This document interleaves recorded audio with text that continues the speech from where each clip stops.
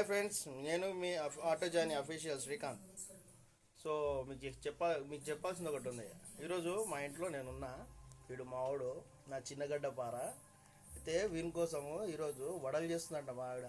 రండి ఫ్రెండ్స్, మీకు ఆ వడలు చూపిస్తా. ఇది దీంట్లో చేస్తుంది.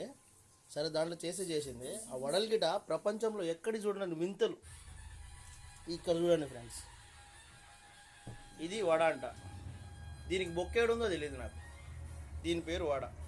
చేసింది పాల్తీ మంజుల. ఇంకొకటి చూపిస్తా ఫ్రెండ్స్.